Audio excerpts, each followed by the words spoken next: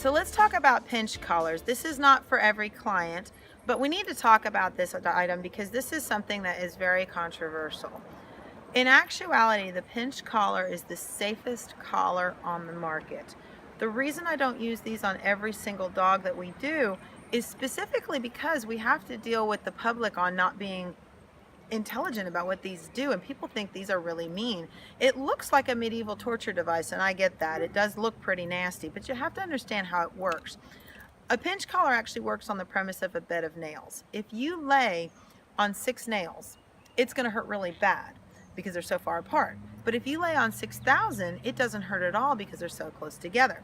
Well, first and foremost, all of these prongs are blunt. They are not designed to poke holes in the dog's neck. And there's a wives' tale going around that this is designed to mimic a dog biting the neck. That's actually not true. All it does is take a correction like this and make it feel like this, so you don't have to be quite as firm. The other thing about these is that it's very safe because they're designed to put the pressure on either side of the trachea as opposed to directly on the trachea, so it's actually the much safer collar. Now, if you have not had a dog who has been formally trained, this is actually the safest device for your dog outside of a harness. Yes, a harness is safer, but a harness isn't going to correct anything, whereas this will actually correct pulling. Now, pinch collars are designed to be fit very tightly, but used loosely. Now, it's hard to tell if the collar is tight or loose. You have to be looking at this little black piece.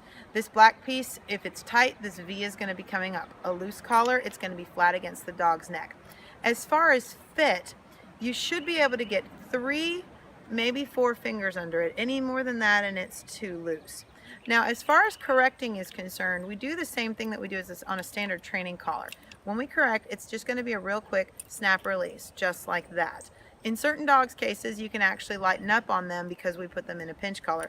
We'll put dogs in pinch collars for various reasons. One reason would be if the dog is physically too strong for the owner. A lot of labs fit that rule when you're dealing with ladies. A lot of times the dog's just physically too strong, so we put them in a pinch collar.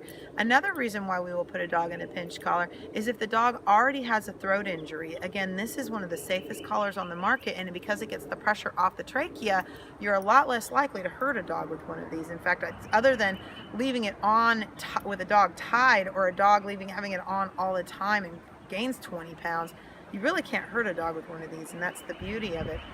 The last reason I will use a pinch collar is if I have an owner who absolutely will not listen to what I have to say. This is the safer device to put the dog in. Now, there is a time to never use a pinch collar, and that is if you have a dog who's prone to aggression problems. A pinch collar will pull aggression out faster than anything. So you don't want to use this if your dog has had aggression problems in the past or is prone to aggression problems.